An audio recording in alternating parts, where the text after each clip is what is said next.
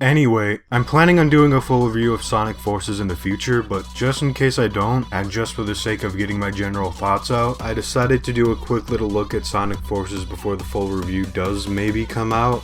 I greatly dislike this game. Let's see why.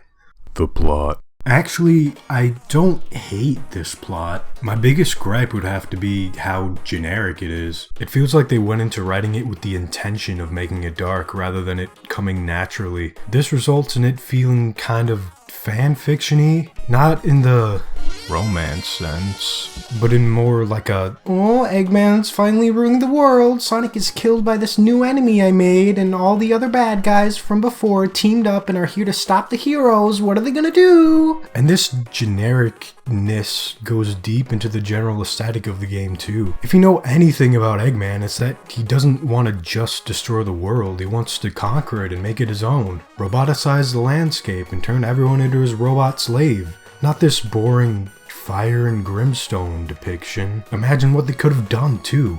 Imagine Green Hill actually having a point of returning. This lush, nature-driven field that we all know and love is now completely cold and metallic because you let Eggman win. That could hit hard if they actually, you know, were clever with their concept. And no, putting sand everywhere but still keeping it relatively the same doesn't count because nobody cares about that. Not even Sonic. Man, look at the size of that thing. I guess all kinds of things show up when your neighborhood turns into a desert. Cleanup's gonna be a chore. But it doesn't make me mad like Sonic Lost Worlds because it isn't trying to be something it isn't to gain the respect of those looking for something completely different from the game. It knows what it wants to be, at least, and even if it doesn't do it too well, it's nothing offensive or whatever. I mean, sure, there's two completely different, fleshed out and impossible to coexist backstories to a character intertwined in the same game, which is a mistake I've never seen happen in any media before. And sure, maybe it screws up the timeline of the entire Sonic franchise by retconning classic Sonic to a different universe instead of just the past. And sure, maybe they give the Phantom Ruby a completely stupid and nonsensical gimmick that kind of null and voids the entirety of the best Sonic game we've gotten in years. But I mean, it's fine.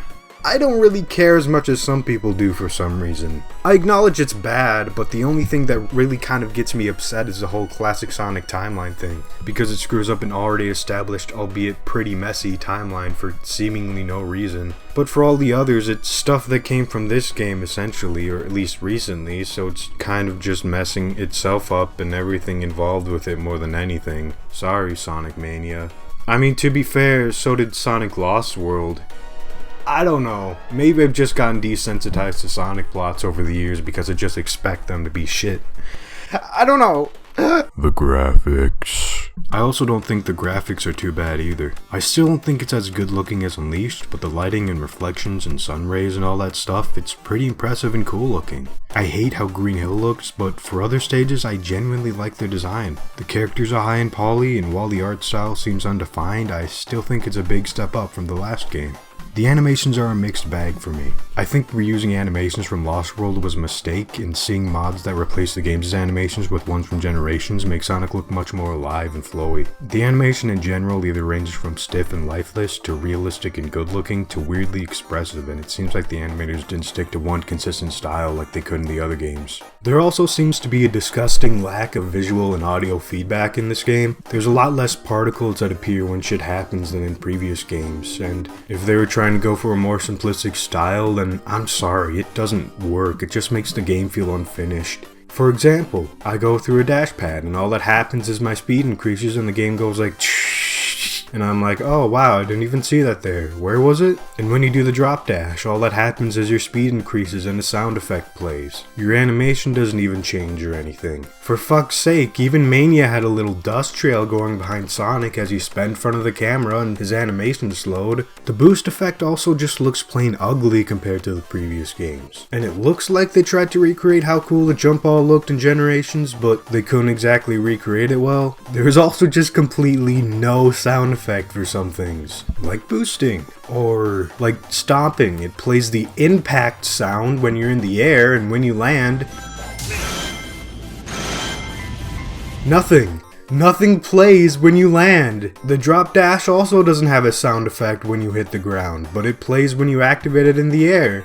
Seriously, how do you fuck up this shit so badly?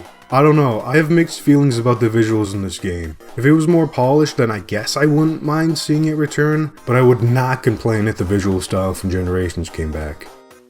The music. God have mercy on my fucking soul. I do not like the music in this game. Oh, you bet I'll tear apart this in the rear review, but for here I'll try to get through it quickly. Fist Bump feels like a mess. The instrumentals, to my knowledge, were made before the vocals and lyrics were written, which is a horrible idea. Now the lyrics have to conform to the instrumental, and because of it, the flow is a little jank, and the poor vocalist had to hit ranges that clearly weren't designed for his voice.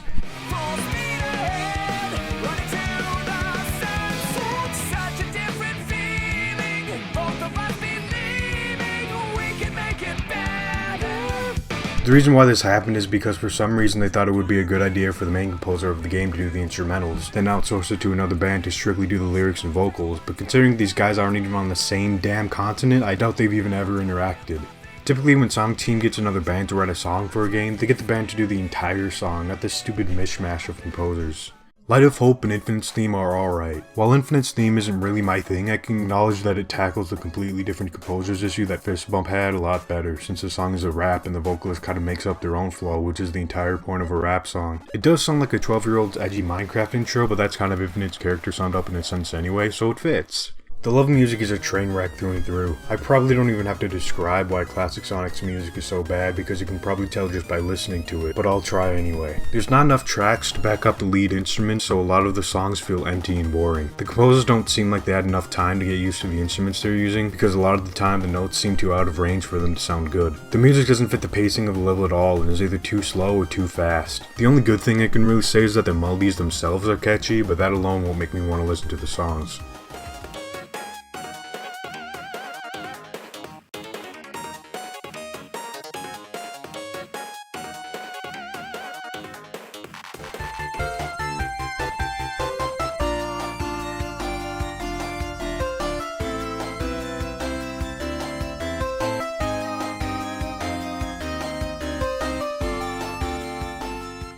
Modern Sonic's music uses a god-awful synth as its main lead instrument throughout his levels, and it sounds like a buzzsaw is busy slicing away my eardrum. The backup instruments also sound like they have no direction and are just playing random notes, and if you stop and listen to it, it sounds really messy. Compare this to the music of the earlier games and you'll see what I mean.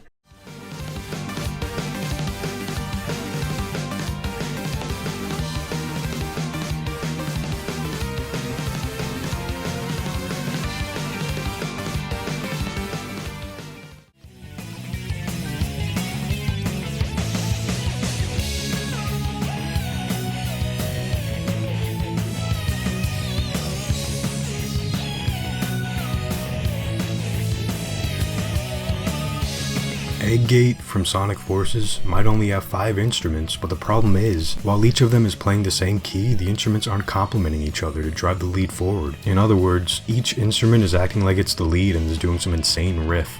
This isn't the case for Prison Lane, which is the other song I played. Prison Lane feels like it's more of a roller coaster with ups and downs and parts that are more silent than the other. Eggate sounds very stagnant in its activity. It's always loud, it's always happening because there's so much nonsense all the time. It's more boring for my ears to listen to. I don't know if it's just me, but overall his tracks are just really forgettable.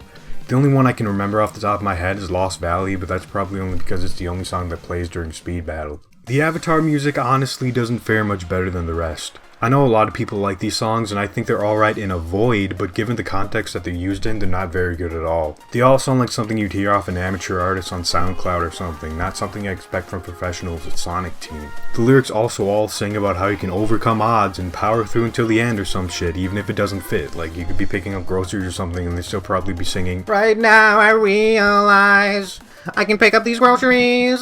The instrumentals and overall tone also all seem exactly the same throughout all of them. The songs really don't change at all no matter where you are, and if I flip-flop the songs around in the levels, the tone wouldn't change much from what they were originally. You can argue that's because they wanted each playable character to have their own genre of music, but that's no excuse. Just look at all the different sounding rap songs in Knuckles' levels and tell me they couldn't have at least done something more with this.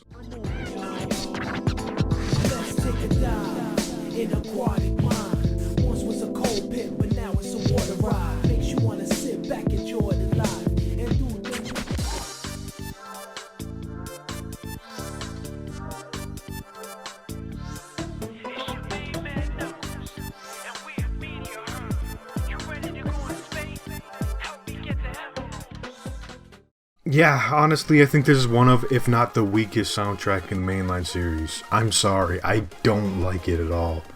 The gameplay.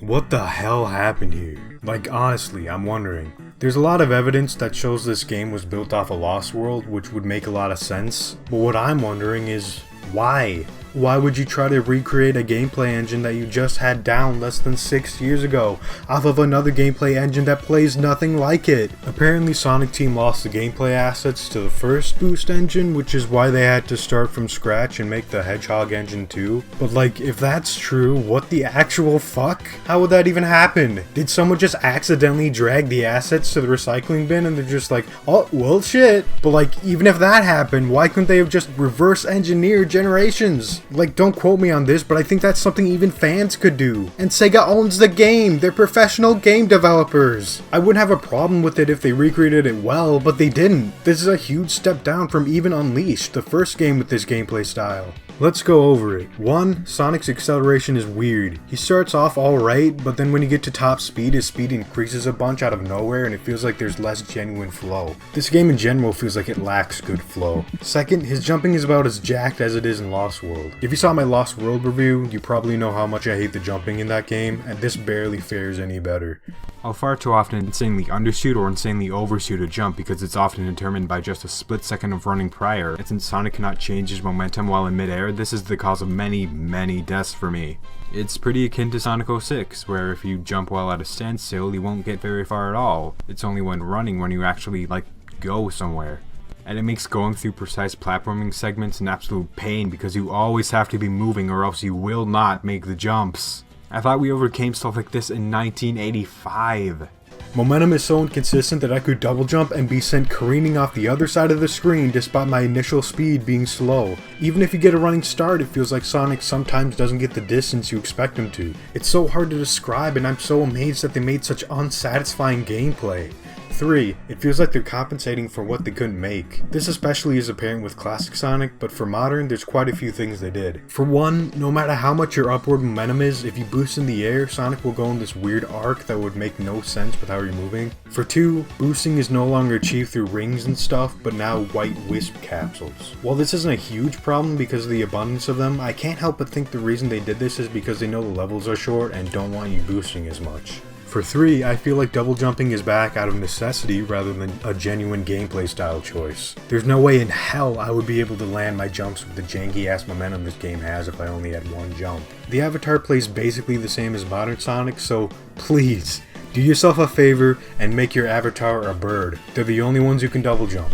You'll need it. Speaking of Avatar, I don't have much to say on him since again he's basically just modern Sonic, but I will say the Wispons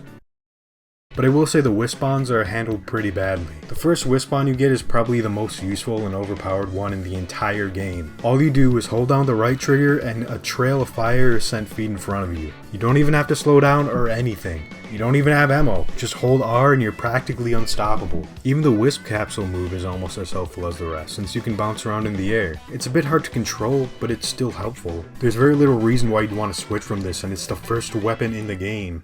Now for Classic Sonic. Easily the worst gameplay in the whole game. He has the worst flow out of all of them. Most of the time, if you take your finger off the control stick, Sonic will stop very quickly. It's especially apparent in the air. Look at this shit. Again, there's no flow. He also feels really heavy and slow for some reason. He drops really quickly and momentum is sluggish as hell. It's kind of hilarious actually. They added the drop dash, but if you try to use it, you barely have any time to charge it because he's so heavy. It does not work well in this gameplay style at all. See, that's how you can tell that they actually did try to recreate classic Sonic's gameplay instead of trying their own thing. They added the drop dash from Mania, which doesn't work well with Sonic's weight in this at all. They wouldn't have done that if they weren't trying to recreate classic Sonic. Hell, they wouldn't have brought back classic Sonic if they weren't trying to recreate classic Sonic. And if they weren't in the first place, then it's a horrible idea bringing him back. Anyway, there's also a lot less slope physics in this, which makes sense since it was built off a Lost World. Again, bad decision. But Generations, for a modern Sonic game, had surprisingly good slope physics, which is important since that's kind of what Sonic is all about. But now we have Sonic Forces, and this is what we're left with. Did they forget how to code a Sonic game? Anyway, if you wanted to know in a more condensed way why I hate Forza so much, this is why. I could rant more about this game for hours, but I don't want to because that's a lot of editing. Bye.